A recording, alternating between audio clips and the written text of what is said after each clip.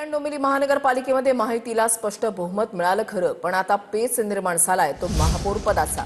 शिवसेनेकडून अरविंद मोरे यांच्या पत्नी अस्मिता मोरे यांच्या नावाची चर्चा आहे, तर दुसरीकडे भाजपनं आपला स्ट्राईक रेट जास्त असल्याचा दावा करत महापौर पदावर हक्क सांगितलाय।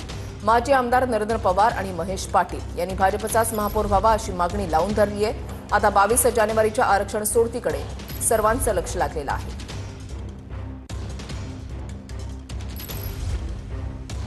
शिवसेनेचे कल्याण डोंबिवलीमध्ये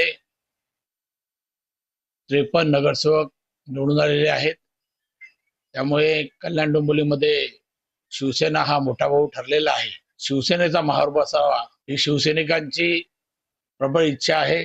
शिवसैनिकांनी त्याच्या पद्धतीची मागणी केलेली आहे। त्यामुळे ही चर्चा निरर्थक आहे की कोण महापौर बसणार, कुठल्या कमिट्या कुठे जाणार, ह्या पद्धतीची चर्चा निरर्थक आहे। देवेंद्र फडणवीस साहेब, रवींद्र चव्हाण साहेब, श्रीकांत शिंदे साहेब आणि एकनाथ शिंदे साहेब यांच्या चर्चेनुसार जे काय होईल ते लवकर आपल्या समोर येणार आहे। जनता पार्टीचा महापौर झाला पाहिजे अशा प्रकारची भूमिका मी पहिल्यापासून मांडतोय। ती भूमिका माझी आज पण आहे। त्या संदर्भातला निर्णय पक्षश्रेष्ठी घेतील।